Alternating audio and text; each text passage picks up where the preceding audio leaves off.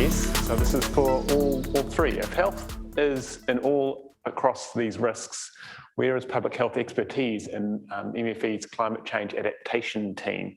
I think Anna was going to pass that to some of this, getting health and all policies. Cheers.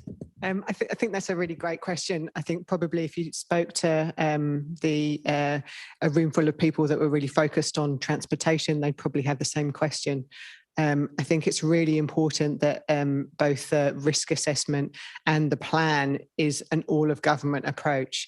The Ministry for the Environment will not achieve this by ourselves, and it's about working and collaborating across all areas of government and ensuring that we have a joined-up approach, really. So I'm really encouraged by the conversations today. I know Debbie has had a mention previously, but there's lots of people in the team at the Ministry of Health that we're connecting with, and also I think this is a really good opportunity for us to connect on the integration between the two plans.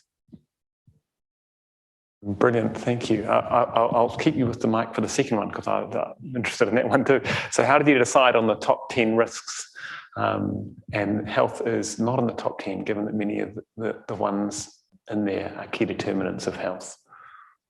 So the development of the priority risks within the National Climate Change Risk Assessment went through a series of different stages. So there was a screening. It went from a screening to detailed assessment to then look at urgency ratings. Some of those top 10 risks we're really looking at this first National Adaptation Plan covers the next actions the government is going to take in the next 6 years. So which of those actions are the most urgent? Which of those do we need to start now because they might have long lead-in times, or which might we want to address so that we avoid locking in approaches that might mean that we increase exposure to other risks. So whilst health might not explicitly be in those top 10 risks, there are definitely implications and within a number of those risks. So for example, the risk to indigenous species and ecosystems, there are definitely health-related issues and risks there that we would want to explore the response to within the National Adaptation Plan. Great, thanks, Emma. I'll go for the one just second down from, because it's got your name by it, Annette. Is any work being done to address mental health, resilience and adaptation for young people? I'm sure there's research going on in that space, but I'm not aware of that. But what I will say is that one of the elements of the Health National Adaptation Plan is a vulnerability and adaptation assessment. And I think somebody mentioned that in one of the Slido questions as well.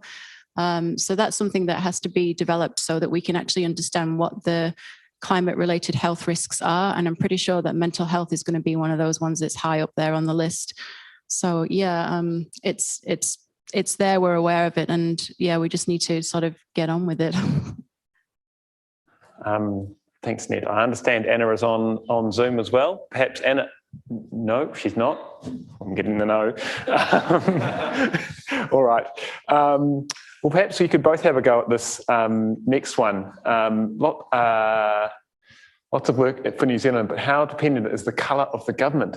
Is there an agreed cross-party approach? So I'd be interested to hear from a Ministry for the Environment, but also then from possibly a research side of things. I love this question. Yeah. It's a really important question to ask. I think the zero carbon framework really sets up the approach to adaptation in New Zealand.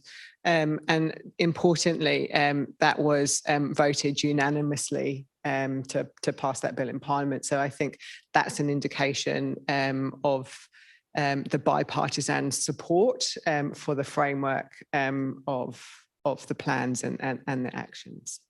Cool. Do you have a comment yourself, Annette, on that? Well, I kind of have a question for you. I think some of this is already locked in terms of the legislation. So, like for the Climate Change Commission, they have to produce reports and do a risk assessment, etc. So, in a way, the government don't really have much choice, right? Yeah.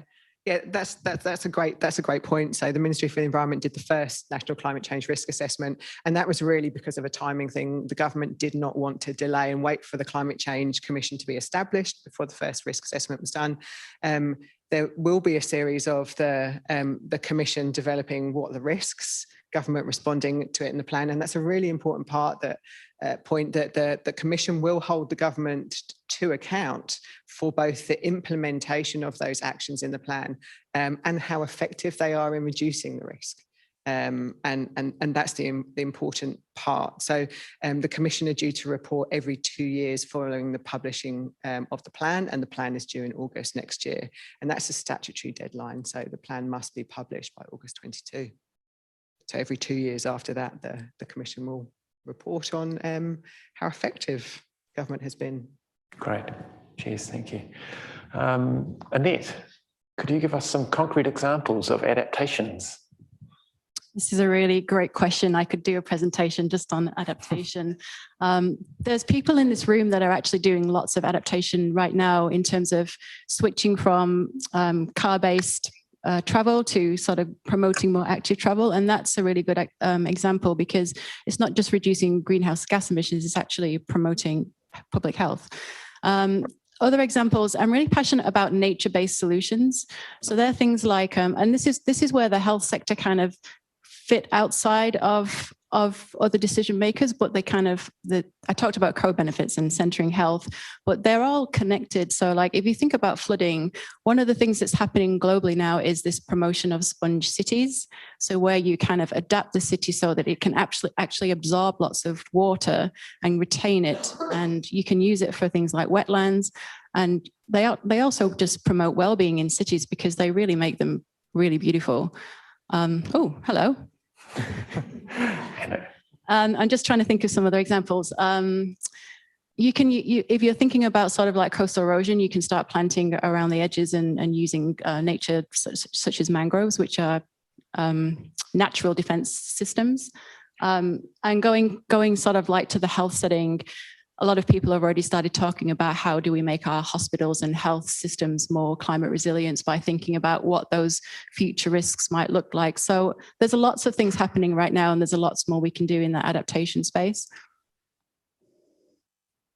I think they were great examples. I think one of the important things that we can do as individuals as well is to think about how our climate will change. Is changing and what that means for us, and having those conversations with people and starting to think about that, and starting to think about that in terms of the decisions that you make over the short, medium and long term are really important. Thank you. Sorry, not knowing that Anna's online, I've been trying to scope a good question for Anna to answer.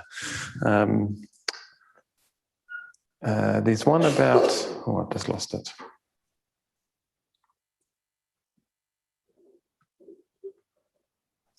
Thinking about rural communities.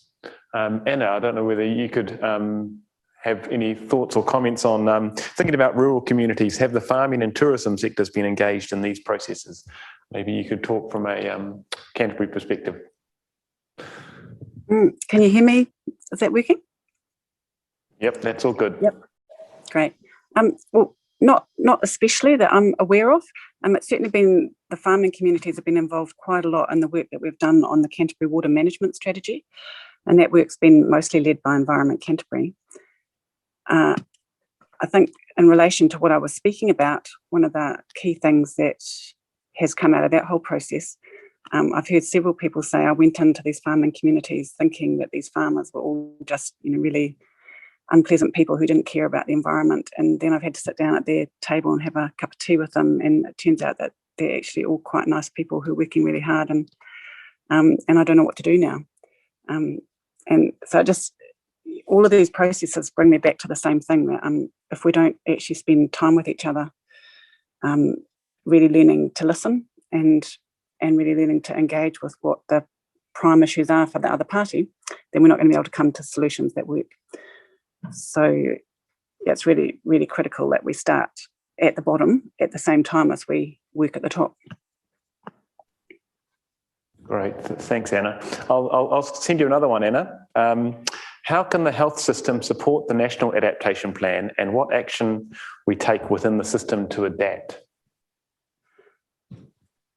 Oh, well, I think there's so much that it's not so much about supporting it, that the health system absolutely has to be embedded in that National Adaptation Plan. And it's right from the front door of the hospitals, how we're triaging patients, where we're sending our consultant staff, our clinical staff, how we're utilising them as a resource to minimise their carbon emissions and to maximise value for the communities, all the way out to the public health mandate around health promotion in our communities and minimising the environmental impact of the health system on our communities. We know that globally, health systems are responsible for around about 5% of carbon emissions, which makes them the 5th biggest country in the world. So, at a mitigation level, it's really important that health systems get into that space. But at a health delivery care level, I'm not aware that there's been too much thought on that, and there's many, many barriers that have been placed on us. And I know it's really boring to ask for money and to ask for resources, but we essentially have no resources to use in this space at the moment, like none. So it's pretty much impossible to engage in a meaningful way on it. All right. Thanks, Anna. And final question we'll pose to both Emma and Annette. How integrated is the NAP with health adaptation? Is MFE working directly with MOH so that the health adaptation is a central part of the NAP? I might take that first. We are working with MOH, and we're very thankful to our colleagues at MOH for all the input that you provide. And we look forward to that continuing relationship. I appreciate that, the health implications do sit along a number of those risk domains. So it's realise the resourcing constraints there.